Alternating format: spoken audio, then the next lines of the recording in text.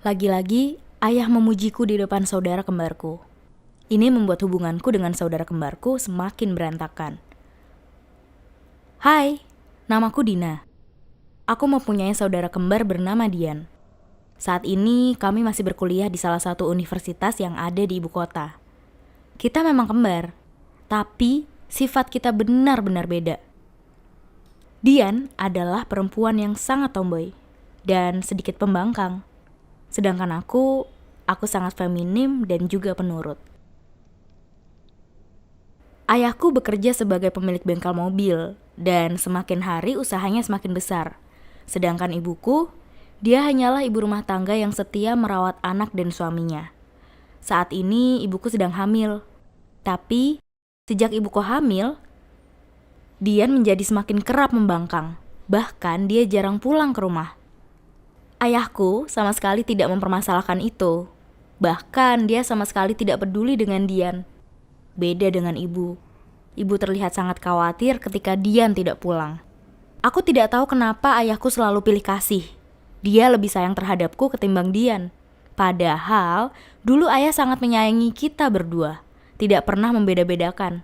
Tapi semenjak kejadian itu, sikap ayah dan Dian jadi berubah. Mereka tidak pernah akur satu sama lain. Jadi, hal itu terjadi saat kami SMA. Waktu itu, aku dan ibuku sedang menonton TV. Dan, tiba-tiba terdengar suara teriakan yang sangat kencang dari lantai atas. Itu teriakan Dian. Dan saat aku dan ibuku ke atas, aku melihat Dian sudah tergeletak di lantai. Dan, ayah terlihat sangat marah. Apa yang terjadi ya? Tanya saja sama kakakmu itu. Dasar, semakin lama semakin jadi pembangkang saja. Kita ini lagi susah. Ayah sudah bilang, ayah ini gak punya uang. Kamu malah banting HP ayah. Padahal di sini banyak sekali nomor-nomor penting. Ayah duduk di sofa. Baru kali ini aku melihat ayah menangis. Saat itu memang kondisi keuangan keluarga kami sedang seret. Bengkel yang ayah kelola hampir bangkrut. Dan ayahku memang lagi banyak pikiran. Mendengar itu, ibuku juga angkat bicara. Ibu memarahi Dian habis-habisan. Aku berusaha menenangkan ibu dan waktu itu aku juga menyalahkan Dian. Dian tidak banyak bicara. Ia hanya menangis dan kemudian pergi ke kamarnya. Dulu setelah kejadian itu Dian sempat kabur dari rumah. Hampir 1 bulan dia tidak pulang ke rumah. Tapi aku berhasil membujuknya agar dia mau pulang. Sesampainya di rumah, ayah langsung ketus sama Dian. Ayah menyindir Dian. Ibu berusaha mencairkan suasana. Aku mengantarkan Dian ke kamarnya. Aku berusaha menanyakan apa yang terjadi antara ayah dan Dian. Tapi Dian tetap diam dan menangis. Semakin kesini Dian semakin benci terhadapku. Ditambah lagi ayah selalu saja membanding-bandingkan Dian denganku. Ayah selalu memujiku dalam hal apapun. Dian mulai melakukan hal-hal yang bikin ayah benci sama aku. Hal yang paling aku ingat sampai sekarang adalah ketika Dian mencoba memfitnahku di hadapan ayah dan ibu. Diam-diam, Dian menyembunyikan handphone ayah di kamarku. Ayahku marah besar terhadapku. Ia mengira aku telah mengutak-atik handphonenya. Sejak dulu ayah sangat tidak suka kalau handphonenya dipinjam tanpa permisi.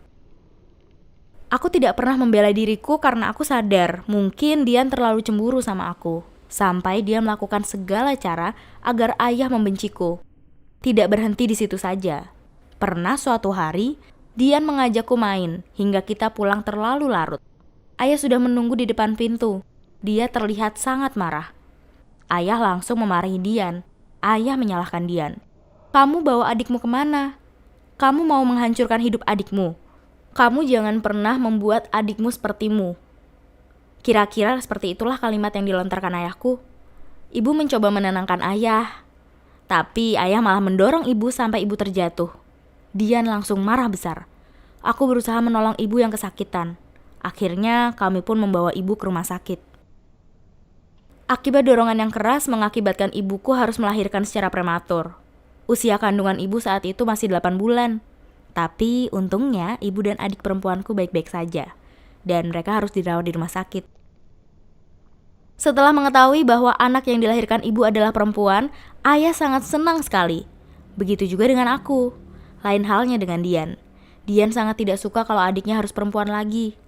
Aku paham betul perasaan Dian.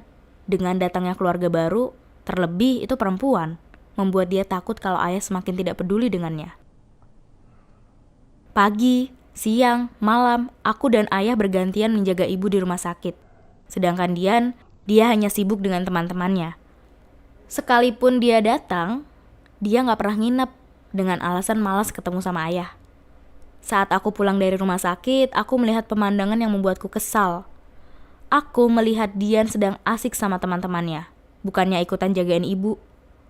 Dian malah asik sendiri sama teman-temannya. Rasanya aku ingin menegurnya. Tapi lagi-lagi aku tidak tega kalau harus marah ke Dian. Aku takut dia semakin membenciku. Akhirnya aku hanya diam saja. Keadaan ibuku semakin hari semakin membaik, tapi masih belum boleh pulang. Ibuku harus dirawat hingga beberapa hari lagi. Ibu bilang kalau dia kangen sama Dian. Ibu memintaku membujuk Dian supaya ia mau menjenguk ibu. Aku pulang ke rumah, langsung mencari Dian. Aku pikir dia sedang ada di kamar, jadi aku langsung masuk ke kamarnya. Tapi kamarnya kosong. Kemudian aku duduk di kursi sambil menelpon Dian. Waktu aku menelponnya, aku tidak sengaja menemukan pulpen. Lebih tepatnya kamera yang berbentuk pulpen. Tapi kamera tersebut sudah tidak berfungsi. Tiba-tiba Dian dan teman perempuannya datang. Dia membuka kamar dan langsung mengambil kamera tersebut. Ia terlihat sangat marah sekali. Setelah beberapa minggu akhirnya ibu dan adik perempuanku pulang. Sesampainya di rumah, aku langsung menuju kamar Dian dengan maksud ingin memberitahunya kalau ibu sudah pulang. Tapi saat aku membuka kamar, aku melihat Dian dan teman perempuannya sedang berciuman. Aku kaget dan tidak bisa berkata apa-apa. Dian marah sama aku karena masuk kamarnya tanpa permisi. Mendengar Dian marah, ayahku datang dan balik memarahi Dian. Lagi-lagi ayahku membela aku. Ayah memujiku di depan Dian. Apa yang kamu lakukan? Kamu itu sudah gak pernah jengukin ibumu, malah main terus. Dan sekarang malah marah-marah ke adikmu. Lihat dong adikmu, pagi, siang, malam, jagain ibumu. Kamu ini bikin susah aja bisanya. Aku sudah muak denganmu ya. Lebih baik aku pergi dari sini. Dina, kamu jagain adik perempuanmu itu baik-baik. Setelah perdebatan itu, Dian benar-benar pergi dari rumah. Ia pergi bersama teman perempuannya. Entah itu teman atau pacarnya. Aku tidak berani menceritakan pada ayah ataupun ibu. Aku takut situasinya malah jadi runyam. Sudah 2 minggu Dian tidak pulang. Aku juga tidak pernah lihat dia di kampus. Dia juga tidak pernah membalas atau angkat telepon dari aku. Padahal minggu depan ujian akhir semester akan dilaksanakan. Setelah berkali-kali aku nelpon Dian, akhirnya aku menyerah. Pikirku lebih baik aku belajar. Aku mengambil buku di rak bukuku. Dan kalian tahu aku menemukan apa? Aku menemukan pulpen. Kamera berbentuk pulpen yang sama persis seperti punya Dian. Tapi bedanya kamera ini masih berfungsi. Waktu itu yang ada di pikiranku hanyalah apa dia benar-benar lesbi. Sampai dia ngawasin aku lewat kamera ini. Aku langsung chat Dian. Aku menanyakan perihal kamera berbentuk pulpen itu. Dian langsung menelponku. Dina, aku akan menjelaskan semuanya padamu. Tapi kamu janji ya, kamu gak bakal bilang hal ini pada ayah. Aku mengiyakan permintaan Dian. Keesokan harinya, tiba-tiba Dian datang bersama polisi. Aku, ayah, dan ibu sangat kaget. Pikirku, ngapain Dian bawa polisi? Dia langsung mengarahkan polisi ke kamarku. Dan benar saja, polisi itu menemukan 5 kamera tersembunyi di kamarku. Lalu polisi juga menggeledah seluruh ruangan. Dan kalian tahu apa yang ditemukan polisi? Iya, polisi itu menemukan 7 kamera tersembunyi di dalam ruang kerja ayah. Kamera yang masih baru dan belum terpasang. Dian mengambil paksa handphone ayah dan menunjukkan beberapa rekamanku dan rekaman Dian saat kami ganti baju.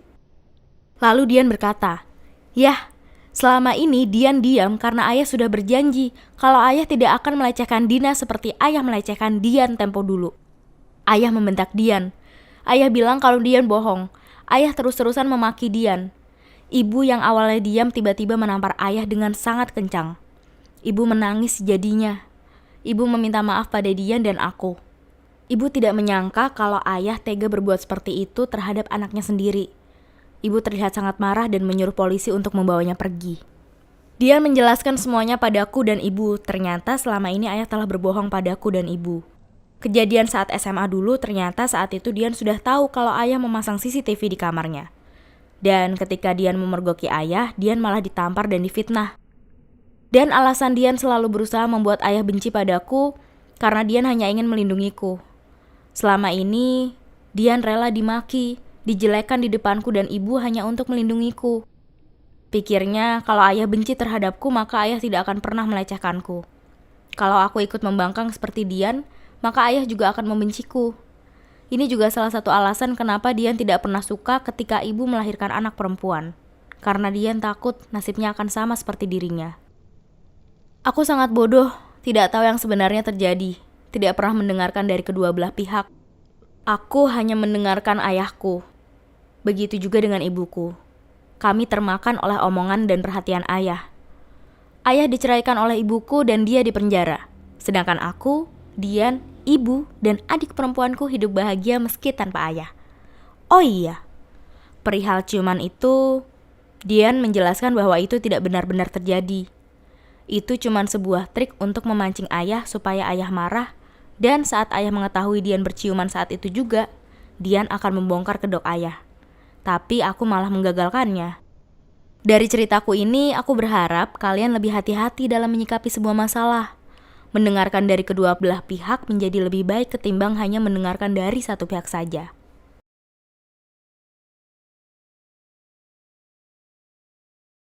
Thanks for watching. Jangan lupa subscribe dan tonton video lainnya dari channel Tinta Imaji. So, thank you so much bagi kalian yang selalu dukung channel aku. Bye-bye.